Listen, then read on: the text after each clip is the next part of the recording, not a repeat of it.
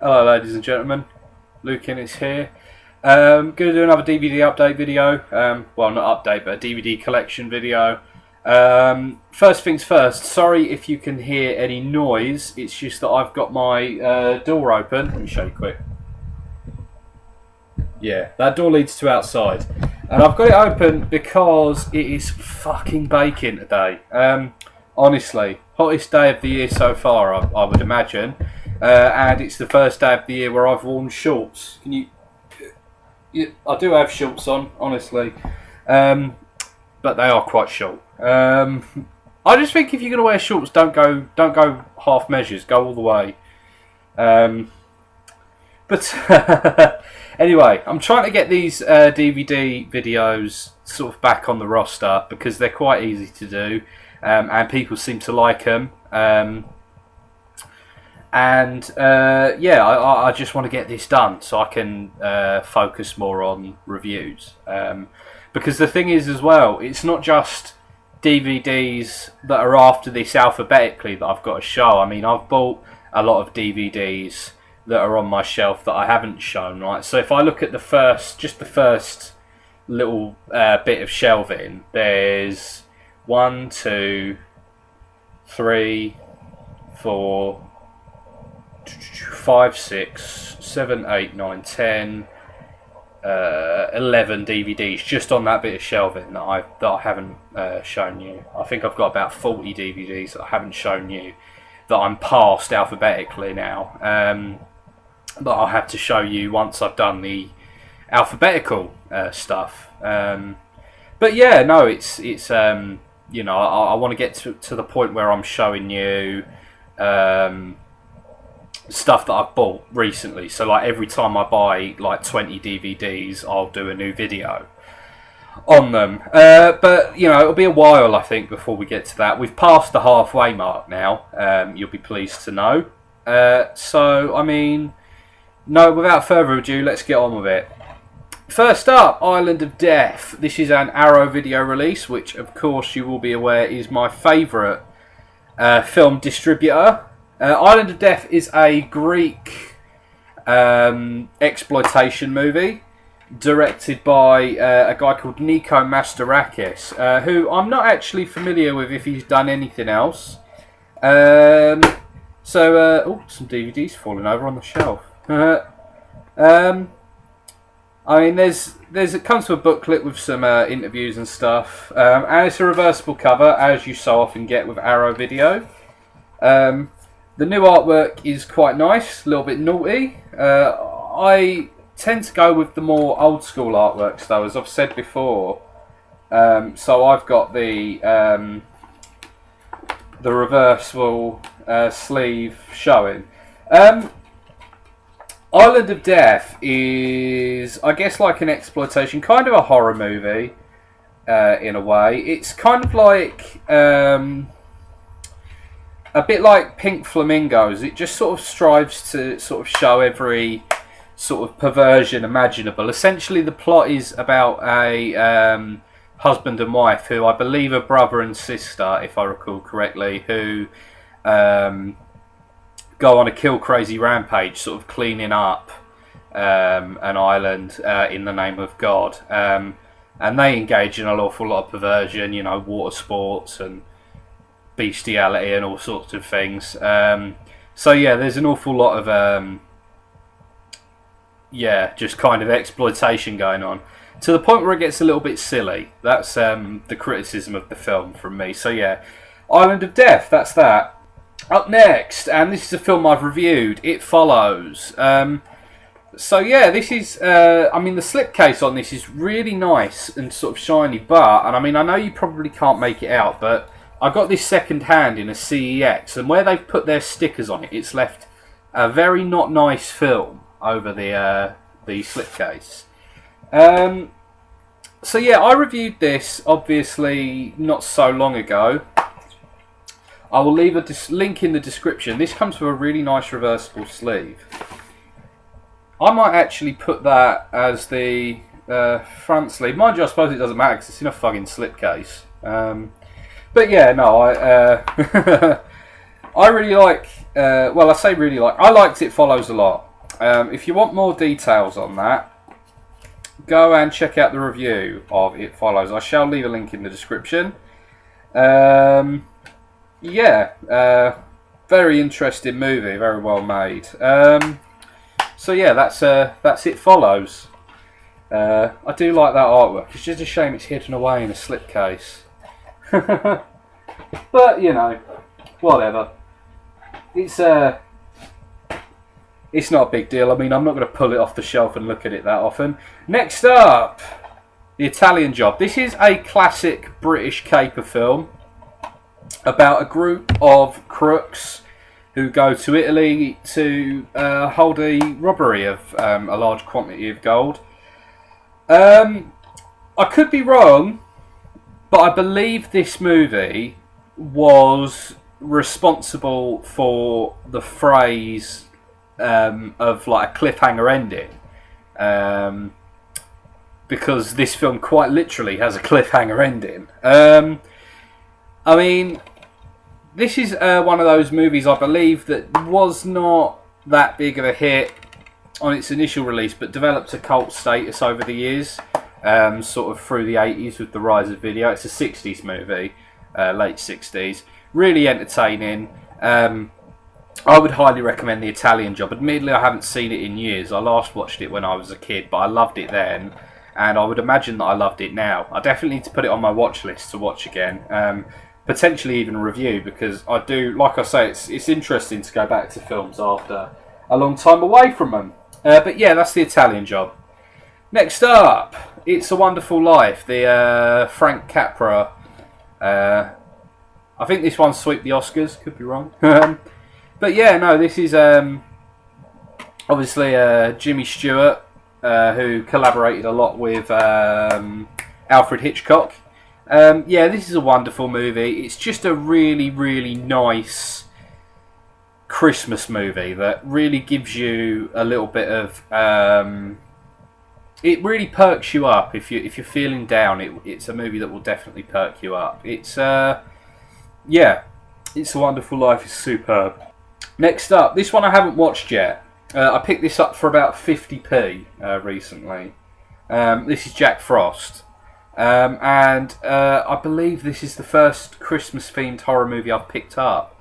There's a couple of other ones that are set around Christmas. And Night Train Murders is set around Christmas, but I haven't shown that yet. And it's not really a Christmas movie. But Jack Frost. Oh no, I've shown Gremlins, haven't I? Yeah, that's Christmas-themed.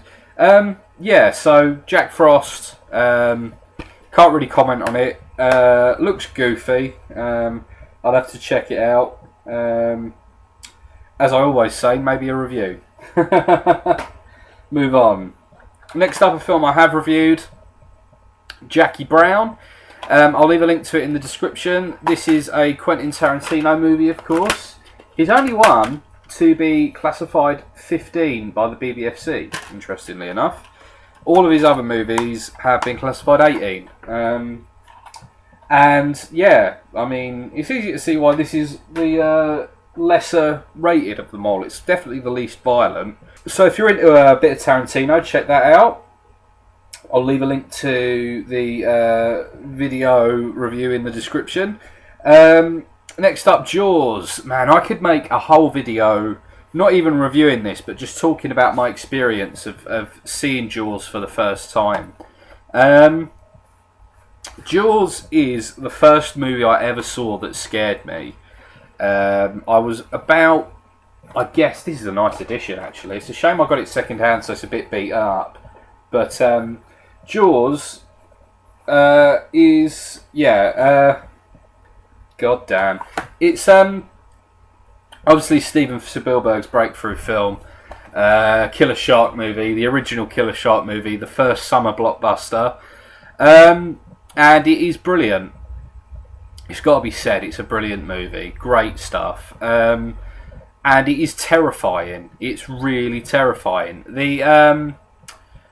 I remember when I was a kid, I was just scared to move seeing this movie. I didn't watch it through to the end. I only watched like the first 20 minutes. And And like I say, I should probably make a whole video about seeing Jaws for the first time, because this is definitely a film that set me on the path to being a massive horror lover. Because Jaws is a horror film, despite what a lot of people will insist. It's not a thriller. It's hardly a fucking whodunit, as Ed Byrne famously said. But yeah, no, great movie. Absolutely love Jaws. Moving on, we've got a box set now. This is the John Carpenter collection. I picked this up second hand. This was a great find. Let me just show you the movies that are in it real quick. So first up, Halloween. Obviously the classic slasher movie. I already spoke about this in the last but one DVD video. So I won't repeat myself, but obviously classic movie, great stuff. Next up, possibly my favourite John Carpenter movie, or second maybe, Escape from New York with Kurt Russell. One of my favourite actors. Yeah, great movie. Escape from New York, obviously about a convicted bank robber who gets offered freedom in exchange for rescuing the president from Manhattan, which is now a maximum security prison. Air Force One has crashed over it in the dim and distant future of 1997. And yeah, so Snake Plissken here goes in to rescue Donald Pleasance, the President of the United States. Yeah, classic stuff, great. One of my favourite action movies. Next up we have, this is the other contender for my favourite Carpenter movie, The Thing. This, shout outs to Mr. Superior, this is his, I believe, his favourite movie of all time. And I mean, I can't contest the choice, dude. It is a great movie.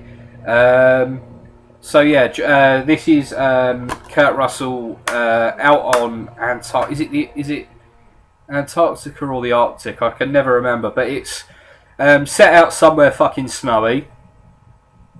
And John Carpenter plays a member of a team of scientists.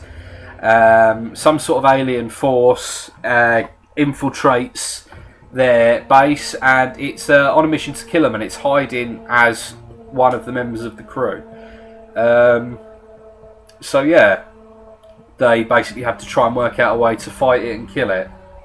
Next up, The Fog. This one I haven't seen in ages. I haven't watched it since I bought it. I saw it on TV once many years ago, and this is a sort of zombie-ish thing.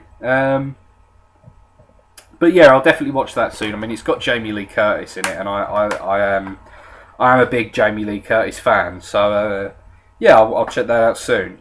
Next up, They Live. Yeah, this is an awesome movie. Rowdy Roddy Piper plays a builder a day labourer who stumbles upon a box full of glasses that make you see certain people as aliens from another planet who are hiding as humans. The sort of ruling class, if you will, are actually aliens. Very interesting movie with a lot to say that a lot of people miss. Unfortunately, a lot of people miss because they just don't see anything past the fact that it's a movie about glasses that you put on and you can see aliens. But it is a great movie. Possibly the first movie I ever saw with tits in as a kid. It's either this or Commando. I'm not 100% sure, I don't remember. Next up, in the box set, Assault on Precinct 13. Now this, I had not heard of. I'd heard of pretty much every other film in this box set except for this one. And I watched it not so long ago because I definitely think that Carpenter is a great action movie maker as well as great horror movie maker. And it really surprised me. This is a very, very cool movie. The 13th Precinct comes under attack, under siege from a group of criminals. They're cut off from the outside world. They've got to defend the precinct, try to escape if they can.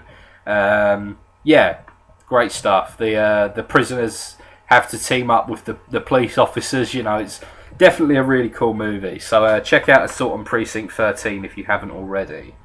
And this is the only one in the box set that I've never seen. This is Prince of Darkness. Absolutely no idea, so I'm not going to pretend that I know anything about it. But I will be watching it fairly soon, I would imagine.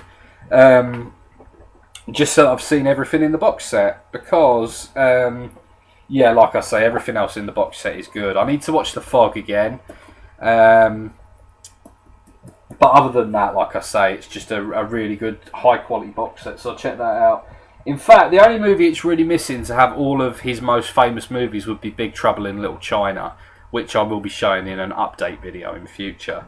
Next up, and I haven't seen this one yet, this is the Kentucky Fried Movie. This is directed by John Landis, who directed, as you can see on the cover, Animal House, Trading Places and The Blues Brothers, all of which are hilarious movies.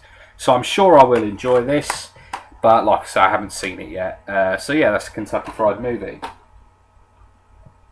Alright, we've got more Tarantino now. Kill Bill Volume 1. Yeah, I mentioned in my Jackie Brown review, which there's a link to in the description, that the smartest thing Quentin Tarantino ever did was split Kill Bill in half, because it's much more palatable to watch it as two movies rather than one. Kill Bill Volume 1 is a very entertaining movie. It doesn't have much plot, though. It's mainly action. Most of the plot is in the second Kill Bill, which is one of the downfalls of splitting the film in two. But overall, I'd probably say I prefer Kill Bill Volume 1. It definitely seems to flow better, and I enjoy watching this movie a lot more than I enjoy watching Kill Bill Volume 2. Well, not a lot more, but a bit more. But yeah, no, I quite like Kill Bill Volume 1. That might be my third favourite Tarantino movie, Kill Bill Volume 1. I'm not 100% sure. And Kill Bill Volume 2, of course. Yeah, as I say, not quite as good as Volume 1 in my opinion, but, you know, definitely completes the picture.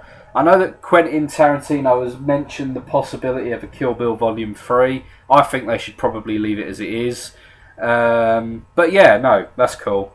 Next up, Kill Zombie. I believe this has been released as Zombie originally. They had a pile of these in Poundland. I went in a Poundland and they had shitloads. My only assumption is that they found some sort of warehouse full of them, and well, not full, but they found like maybe a pallet of them or whatever, a shipping pallet, and decided to sell them. And this is a Dutch zombie comedy, rom-zom-com, I guess. Basically, almost a Dutch remake of Shaun of the Dead. I guess it's, you know, an affable, likeable lead with a slightly annoying but, you know, kind-hearted friend going after trying to rescue his love interest. It's that sort of movie. It's basically Shaun of the Dead, only not quite as good and not quite as funny, but it's okay. Like I say, I picked it up blind because it was in Poundland, so you know, I am yawning so much. Next up, Killer Nun. I picked this up because it's on the Video Nasties list, and yeah, I've got to say I didn't really enjoy it. There was a few really good boobies and minges in it, but overall I would give that one a pass. It's about this nun who is not very good at being a nun, let's say. She's a sex addict, and she's addicted to morphine, and she appears to be going slightly crazy. It's all about, is she a killer, or is she just kind of imagining it that she's doing all these horrible things, is kind of the whole sort of theme of the movie. But yeah, no, like I say, it's mainly boobs and minges, which is cool, obviously, but it doesn't really sustain the film that well, as I remember.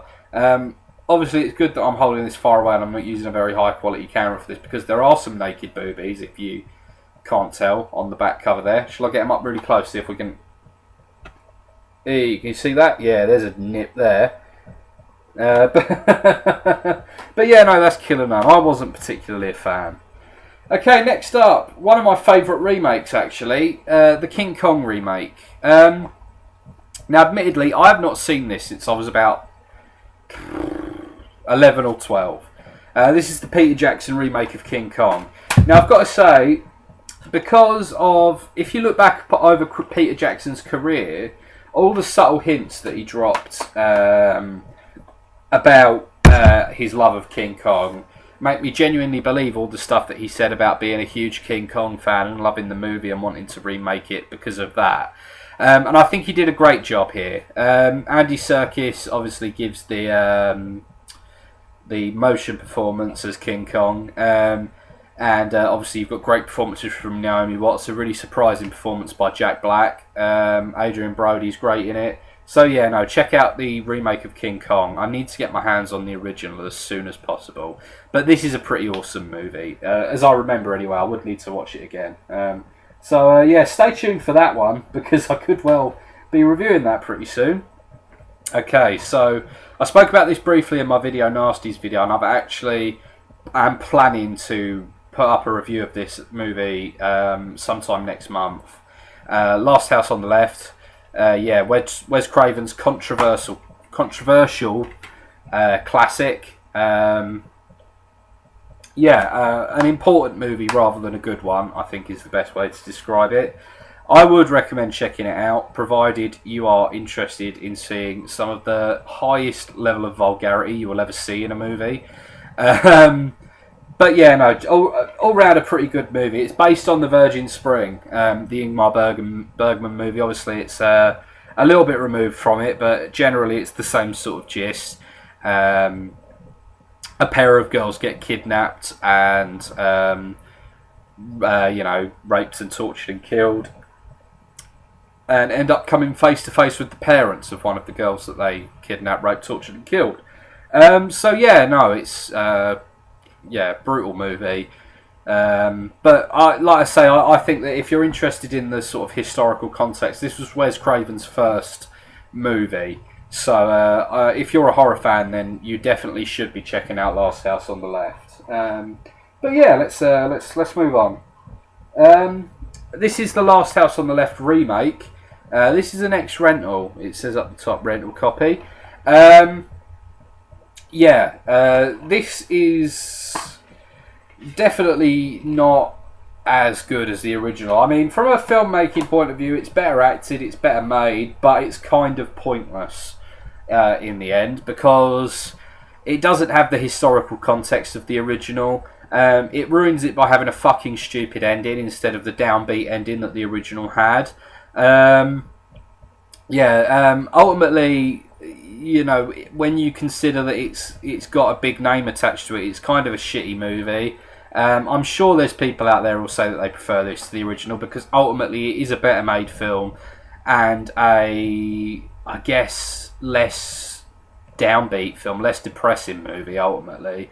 It definitely takes more cues, I think, from I Spit on Your Grave than it does from Last House on the Left, despite the fact that it maintains a better story, and there's a vital difference that takes away the punch of the original movie, essentially. But I won't spoil it too much, but maybe I should review this as well at some point.